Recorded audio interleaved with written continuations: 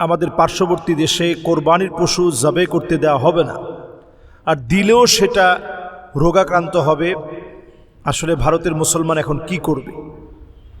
আমি এক্ষেত্রে একটা পরিষ্কার কথা বলি যে গরুর গোশত আমাদের খেতেই হবে, কোরবানি দিতেই হবে, অথবা কোরবানি শুধু গরু দিয়ে দিতে হবে, এটা আপনি কোথায় পেলেন?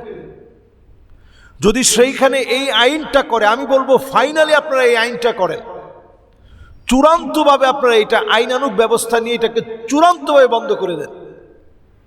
মিডল ইস্টের যে দেশগুলো থেকে গরুর গোশত রপ্তানি হয়, হাজার হাজার কোটি মার্কিন ডলার এই খাত থেকে অর্জন করে ভারত, হাজার হাজার কোটি মার্কিন ডলার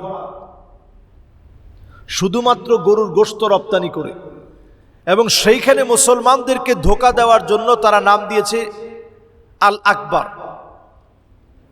আল আকবার নাম দিয়ে তারা কিন্তু মুসলমান বোঝাচ্ছে, আকবরিয়া ট্রেডিং নাম দিয়ে তারা কিন্তু মুসলমান বোঝাচ্ছে।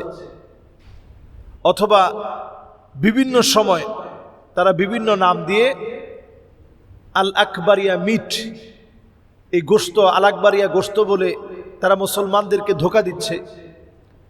তারা বলতেছে ওইখানে আমরা জাবে করার জন্য মুসলমানদেরকে রেখেছি, যারা জাবে করে বিসমিল্লাহ বলে। তো তারা কিন্তু সারা বিশ্বময় তাদের যে গোমাতা আছে, সেই গোমাতাকে বিশ্বময় তাদের হিন্দুরা কিন্তু প্রমোট করছে। গোমাতাকে হিন্দুরাই সারা বিশ্বময় ছড়ায় দিচ্ছে, কোটি কোটি মার্কিন ডলার তারা অর্জন করছে। তো যদি এইবার নিষিদ্ধ করা হয়, তারা যেন চূড়ান্তভাবে নিষেধ করে। এবং দেখেন, তারা নিষিদ্ধ করে দুইটা প্রাণী, একটা হচ্ছে গরু আর একটা হচ্ছে মহিষ। কারণ তারা জানে যে এই দুইটা মানুষ বেশি কোরবানি দিয়ে থাকে। কিন্তু আসলে শুধু এই দুইটাতে কোরবানি সীমাবদ্ধ মোটেও না। কেউ যদি ছাগল দিয়ে কোরবানি দেয়, কোনো অসুবিধা নেই।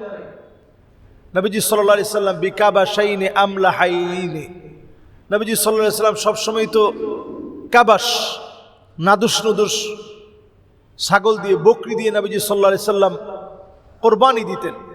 সাহাবাই کرام বকরি দিয়ে কোরবানি দিছেন। হ্যাঁ, উটের মধ্যে 7 শরীকে কোরবানির বিষয়টা সফর অবস্থায় আসছে। ওইটা থেকে মাসআলার ইস্তেনবাত হয়েছে যে 7 জনে অংশগ্রহণ করে কোরবানি দেওয়া যেতে পারে, যেটা আমরা 7 নামে, আমরা 7 অংশগ্রহণে আল্লাহর নামে 7 জন মিলে আল্লাহর নামে আমরা কোরবানি করে থাকি। তো প্রিয় ভাইরা আমার, এই জন্য আমরা আমাদের পার্শ্ববর্তী মুসলমানদের জন্য বলবো যে আপনারা কোরবানি দেন। এই আইনটা আপনারা বলবৎ করার কথা বলেন, যে এটা শুধুমাত্র কোরবানি আসলেই প্রত্যেক বছর কেন এই আইন হয়? অথচ তারা সারা বিশ্বময় তারা গরুর গোশতগুলো সাপ্লায়ার হিসাবে ভারতের নাম, কিন্তু কোরবানি আসলেই তারা তখন মুসলমানদেরকে কোরবানি দিতে চায় না, এবং কোরবানি দিতে নানা রকমের বাধার সৃষ্টি করে। সুতরাং এবার এটাতে সোচ্চার হওয়া উচিত। এবং আমরাও দেখি বাংলাদেশে যে কোরবানি যখন আসে, তখন তাদের দেশের গরুগুলো আসলে বাংলাদেশের গরু তখন দাম কমে যায়, সংকট তৈরি হয়, নানা রকমের সমস্যার সৃষ্টি হয়। সুতরাং তারা আমাদেরকে গরু না দিলে বরং আমরা আমাদেরটা নিয়ে যতটুকু হয়, দেখবেন এটার মধ্যে বরকত বেশি থাকবে। মানুষও দেখবেন নিজের যা আছে এটা নিয়ে সক্রিয় হয়ে মানুষ কোরবানি করবে।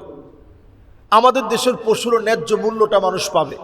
যারা দিনের পর দিন কষ্ট করে একটা পশুকে লালন পালন করে, তারাও তাদের হকটা বুঝে পাবে। আল্লাহ আমাদেরকে, আমাদের দেশের মানুষকে আল্লাহ তাআলা হেফাজত করুক। পার্শ্ববর্তী দেশের মানুষকে আল্লাহ তাআলা জালেমদের হাত থেকে হেফাজত করুক। কোরবানির সময়টা যেন সত্যিকারের আত্মত্যাগের মধ্য দিয়ে আমরা উদযাপন করতে পারি। আল্লাহ তাআলা আমাদেরকে কবুল করুক। আসসালামু আলাইকুম ওয়া রাহমাতুল্লাহি ওয়া বারাকাতুহু।